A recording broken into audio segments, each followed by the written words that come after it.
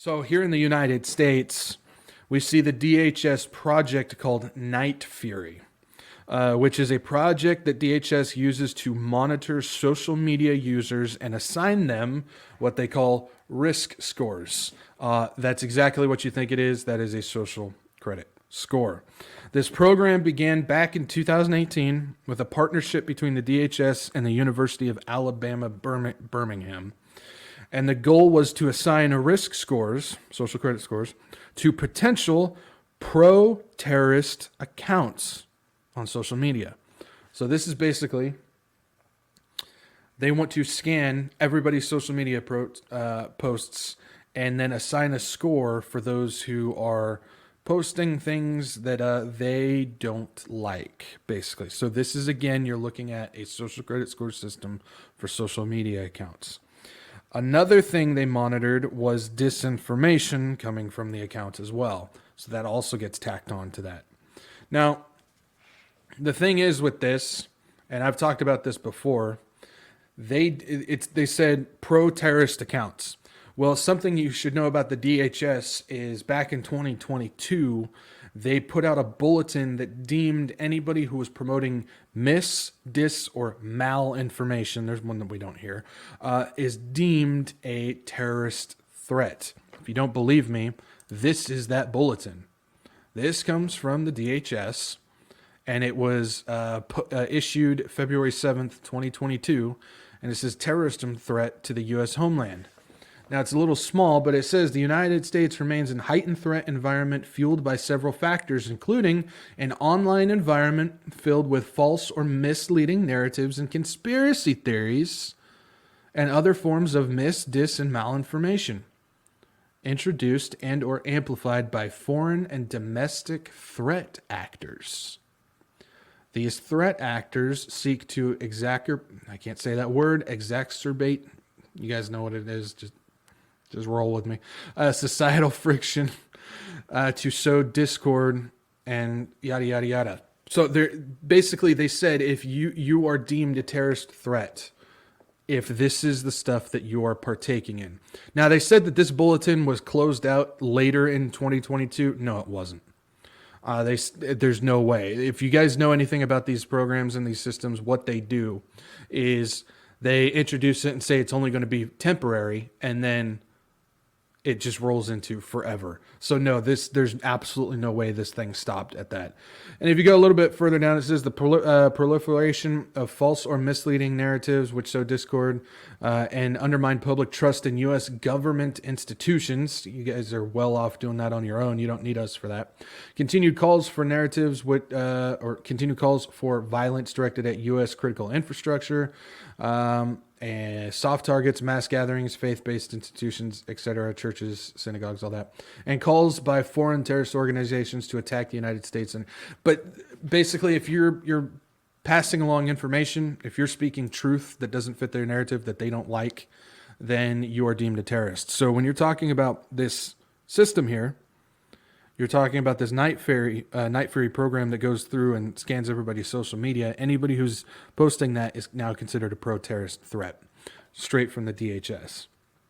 And if you notice, they're talking about foreign and domestic. Well, something that I don't think a lot of people caught is the fact that we've kind of shifted away from the Russia disinformation stuff. I mean, we're still seeing repercussions or news stuff regarding that, but they've shifted away from it's Russia that's feeding all this disinformation to now it's domestic.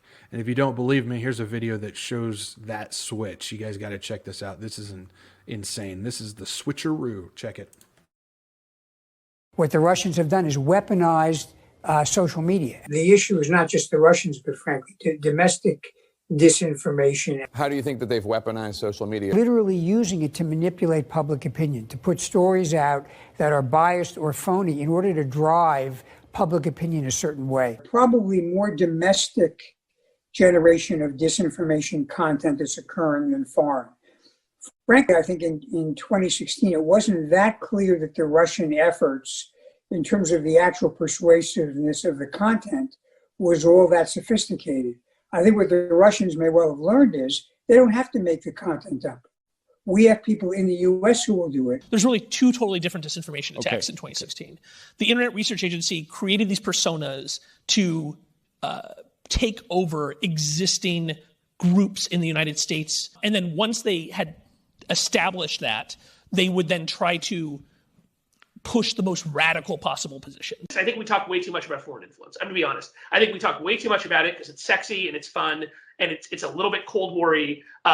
But the truth is that the vast majority of these problems, of kind of the problems in our information environment, are domestic problems. They're problems in how we interact with each other, of the norms that have been created about online political speech, about amplification issues, about how now politicians are utilizing platforms. And so I think we have like an 80-20 breakdown of 80% we talk about foreign and 20 domestic. I think that needs to be flipped. The Kremlin's influence operations has a particular resonance for me because in June of 2016, I broke the story of the Russian hack of the Democratic National Committee. Even though I'm sort of a national security reporter and a little more focused on the foreign side, I think the most significant immediate threat to the 2020 election is the domestic threat, disinformation, domestic influence, whatever you want to call it. We are lost. It's just because of this little bitty pinprick that was put in by a foreign country. It's overwhelmingly more domestic than foreign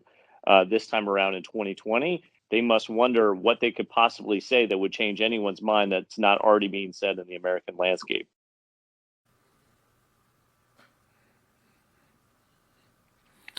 Yeah, so if you guys didn't catch it, when you're looking at 2016, 2017, 2018, they're all talking about it was Russia. Russia, Russia, Russia. Marsha. You look at specifically 2020, they flipped it and said, no, it's not foreign. It's us. We're the disinformation program.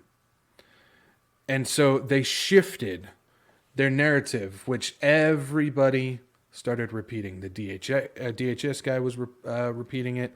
The White House correspondent was repeating it. All these different people and all these the CISA guy was repeating it. It was all the same thing. So you're looking at a combination of a narrative push as well as the Mockingbird program and all this stuff, all to fit the narrative that they want. Remember, they own the science. And so you look at 2016, Russia, Russia, Russia. You look at 2020, it's us. We are the domestic threat because the information that we're pushing along is truth. And we're not buying the Russia thing anymore. And so they're doing this to push along their agenda, whatever fits their narrative, whatever fits their agenda at that time, they're going to start doing it. And so we saw that little switcheroo. They hate the truth. They absolutely hate the truth. They don't want the truth getting out at all.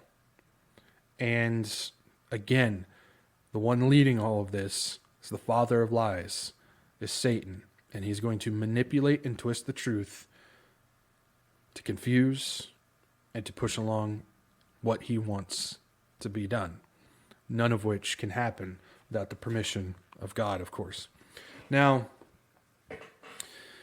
one of the goals of Night Fury was to automate the identification process, which points directly to AI.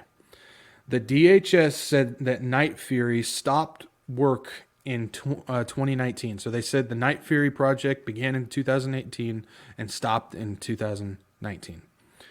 But that doesn't mean that the goal stops. So like I said, just because one program ends does not mean that it didn't morph into another project. It didn't just roll into it. So all of that means nothing because now we've got a project called Babel X. The name alone should give you goosebumps.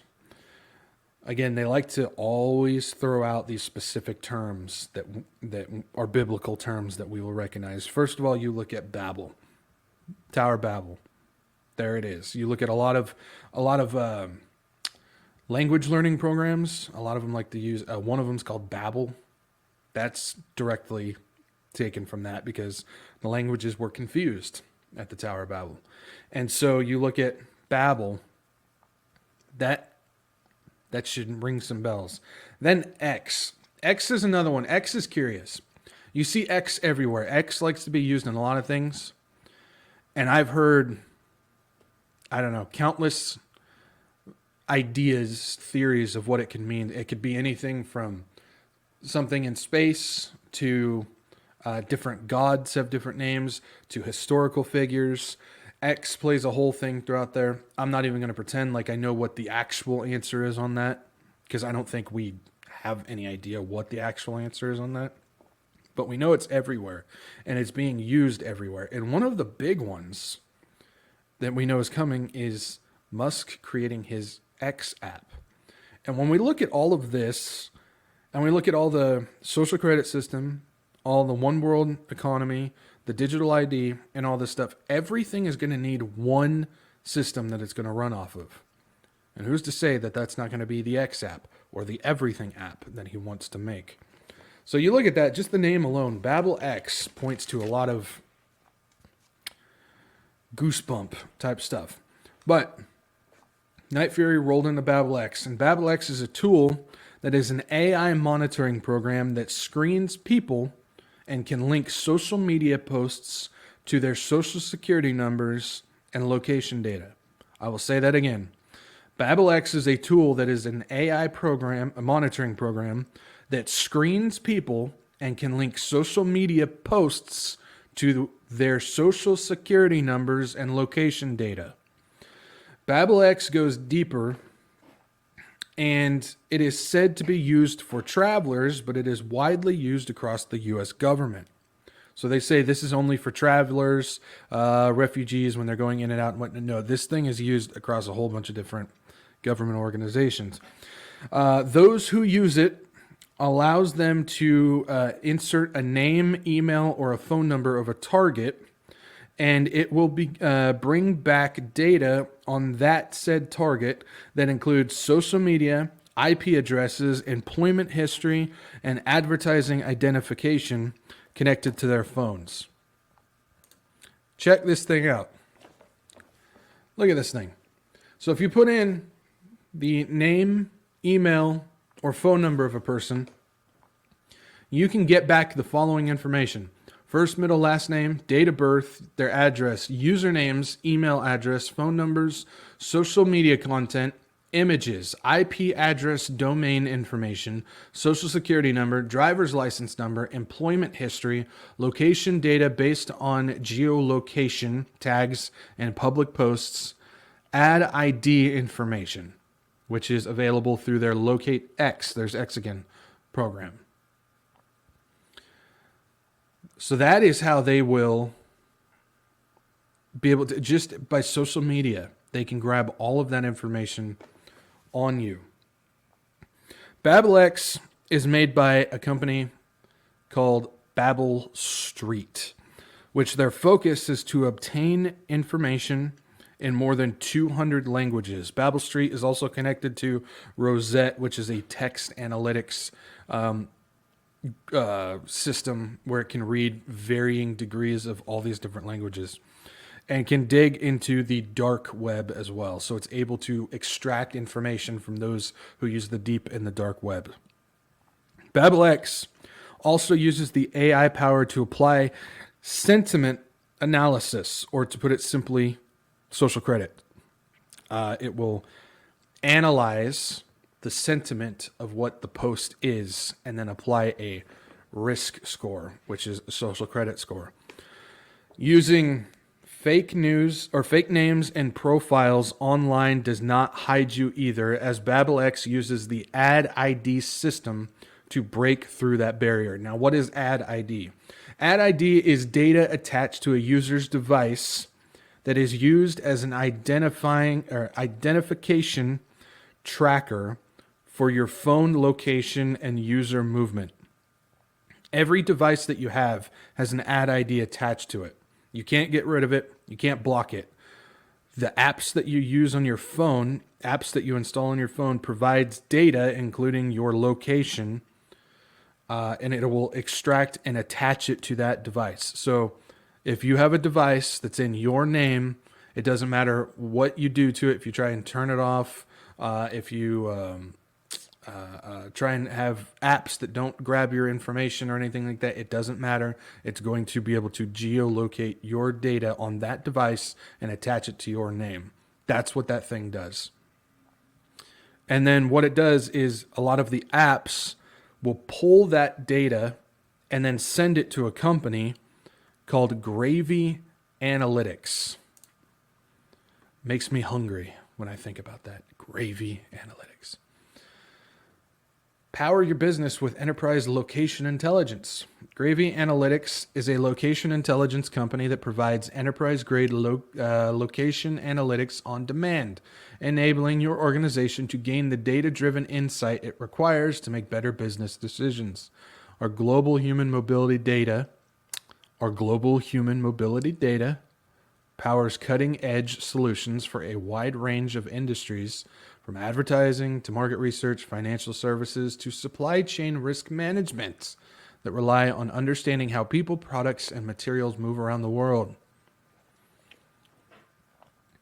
It always feels like somebody's watching me. They're always tracking you guys. This is why I keep talking about you just can't escape it. They know more about us than we know about ourselves.